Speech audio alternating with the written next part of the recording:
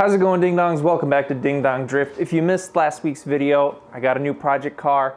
Go check it out and all of the plans that I have for that project. But today we're back on the Flying Nimbus, continuing the wide body. Today we're gonna get the doors completely designed, printed, and mounted on the car. And then hopefully I'll be picking up some fenders pretty soon and we can start working on the front of the car. Catch you guys up to speed on what's been happening. Whole rear of the car is mounted. We have the quarter panels, trunk extension, and rear bumper all mounted. Everything's nice and rigid. Everything lines up nicely. So all of this is ready for this part sanding and epoxy, and then everything will be blended and smoothed out with body filler, like this area here. All that stuff needs to be smoothed out. First, what we're gonna do is we're gonna take the door handles out because, as you can see, the door is gonna be wider, which means the door handle has to move out as well. Gotta take the door handles out, and then I'm gonna 3D scan the inside of this mounting area so that I can design it on the new model for the door. So if you own an SC, you know how absolutely awful it is to get the door handles in and out, and especially the door mechanism is an absolute nightmare. And what makes things even worse, these little rods that like connect everything and actually open the door and move the mechanism and stuff, those little rods tend to break sometimes. Yeah, basically the doors are the weakest spot of the entire car. You have door hinges that are cool as hell, but they wear out and sag, and then your door hits the fender when you open it. And then you have all this stuff in here that's a pain in the ass. And then you got these stupid little plastic clips that hold everything in place. And like, it's impossible to see in there. This is probably the worst part of the SC. Is just the freaking door. So I got one bolt out, and I got the clip and rod unhooked. The biggest issue with this is you just can't get tools in there. Imagine putting it back in. I'm gonna try going through this hole, almost see the bolt, just barely. The problem is that to get to this bolt, the window track is in the way. The window track is literally right here, like you can see right here.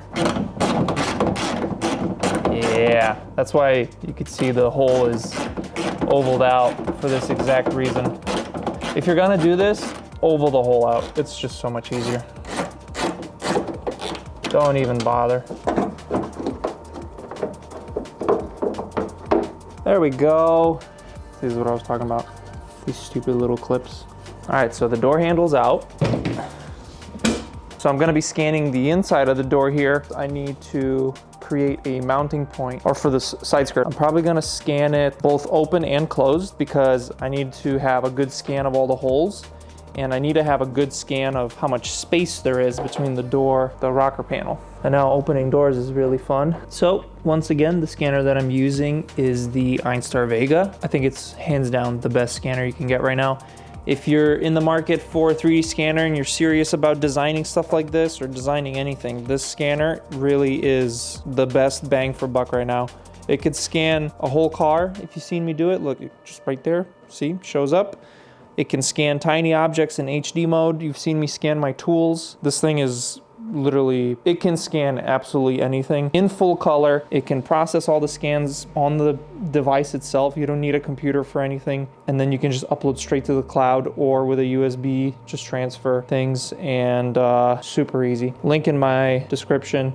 It's an affiliate link, so if you do purchase it, I get a small commission from it. But I am scanning a really flat panel with absolutely no data on it at all. Like this, it will probably, like right here, will probably lose scanning because there's absolutely nothing to scan here. So I'm gonna go grab the large 12mm markers, which the scanner is able to scan. And the benefit of those is you can place less of them on a panel because they're so much bigger. The scanner can, pick them up easier. So let me go grab those. So when placing markers, you actually want to place them as randomly as your human mind can place them. Placing them in a pattern is actually not what you want because patterns are repetitive and repetitive data does not scan well.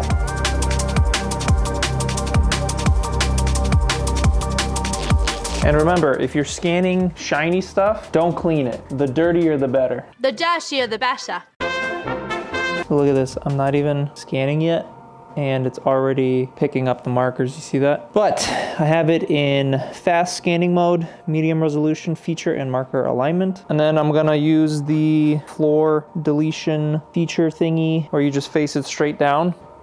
There we go. Recognize the floor. And now because I have plenty of markers, I can just walk across the door, not worry about any tracking issues. The main thing I'm scanning is obviously this door handle mounting area. I mainly just need the little tab, and I might even do another scan in HD mode just so I have perfect hole spacing and everything. But it looks like it's getting these tabs pretty easily, so I can back up, get a good scan of the entire door, especially the bottom here, because I do want to use some of these mounting holes to mount to. Let's see how it looks. There we go. Got a decent scan. There is a little bit of a misalignment here, but that's okay because the scan was mostly for the outside of the door. I'm now going to close the door and do a scan of the whole bottom area here with markers involved. All right, both scans are done. The scanner's processing that. I'm gonna upload it to my account and head to the computer. So for now, in the garage, we're done. Let's go to the Ding Dong Dungeon. All right, so we're on the computer and everything's already done. I'm not gonna film the whole process of modeling all this because you guys can go see that in many other videos that I've done. But basically, I had to rescan the door. You could see the detail wasn't enough. I didn't get a good enough scan of the door handle area, but I did get a good scan of the whole doors. So I went ahead and redid the scan in HD mode, much better quality now. Basically traced it out and created this little simple trace of the model. See, I just have the bolt holes and where the door handle goes, and then I turned that into a basically negative. Then I took the door model, see, I extended this so we could see down into the door and everything. And then once that was done, I just cut it out. And here it is cut out in the door model. High polygon, here's the cutout, you can see the mounts. And then I printed it. You can probably see behind me. I don't know if you can or not. I printed it and I forgot that the door handle has like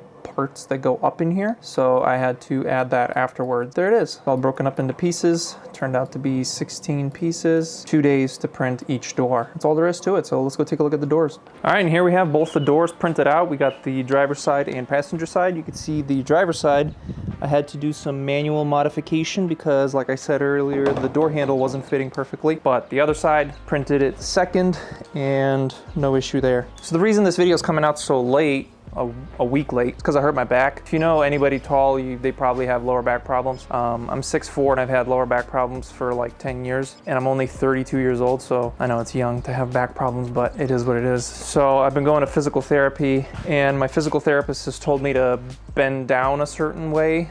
And if you think I look like a bitch when I bend down, don't judge me, my back hurts. So that's why this video is out late. I was crippled for a week, but I'm feeling better now, so get these doors mounted on the car. In other news, I also got some fender. We finally got some fenders. You can see these things are absolute trash, but that's okay because I got them for 80 bucks, both of them for 80 bucks, because all I need is good mounting points down there, good headlight, and good mounting point up here. And that's all that matters to me because everything is gonna get cut off for the new fenders, but luckily that's all that matters. So next video, we're gonna finally start working on the front of the car, and then the whole wide body will be complete besides the front bumper. Subscribe if you don't want to miss that, and check out the Patreon if you want to see it early because there's been some design changes and they're looking pretty sweet. If we put this, I gotta put it all up here, you can see this almost goes to the end, and that's the bottom goes all the way to the end. And the way I'm gonna mount it again is gonna be glue. Only difference is I'm gonna use some self tappers, and oh, the door's not closed. You can see that matches up perfectly. Get it all the way to the end. That's almost perfect. It's a little proud, but that's okay. I can sand it down. But overall, it's looking pretty sweet. But yeah, this door is gonna get sacrificed, which is okay because the inside of the door is painted with POR 15 and it's really bumpy, and I don't want to use that as a mold for a carbon door that I would sell. This will be a mold for only this body, so it is what it is.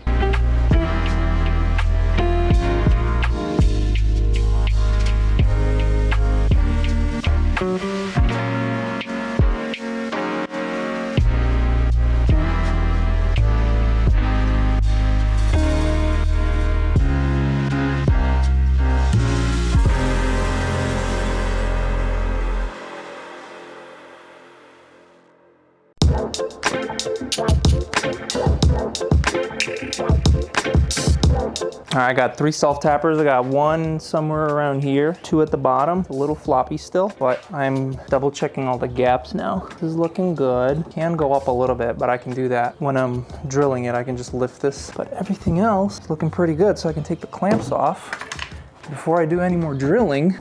That's looking good. Like I said, this is a little proud. That will be fixed because this sharp edge needs to get sanded down anyways. I don't know if I've mentioned that before, but if you have any sharp corners in your 3D model, I think it's better to leave them sharp and then you can bevel them and round them however you want when you're sanding. I think it's just easier that way. We have a pretty massive gap here, which will be filled in with Bondo. I don't know how that happened because everything else is the right length. The skirts, or the bottom part of the door is actually kind of too long. It's gonna have to get sanded down, but I don't know why I messed this gap up. Pretty massive gap. So that's gonna be a lot of Bondo. Basically the whole door for some reason came out a little proud. Everything's a little proud. Here it's a little proud. Here it's a little proud, but this will all get finished with Bondo, so it doesn't really matter. Just gonna shove like a bunch of Bondo in this gap and then it'll just be oozing out, and then sand it completely smooth and then just use like a multi-tool to cut the gap, and it'll be exactly perfect fit. This right here is looking good. All this is looking good. The lines line up. That's the main thing, is the lines line up. They match the angle. Everything's looking good there. So now just gotta put a couple more self-tappers in. We can start sanding the door, sanding the backside of this panel, glue it on. There's like barely even a gap right here, which is super nice. The glue will just fill it in, and then it'll be just the tiniest little bit of Bondo to flatten that out. Man, that is looking sick. Door handle fits right in like stock, baby.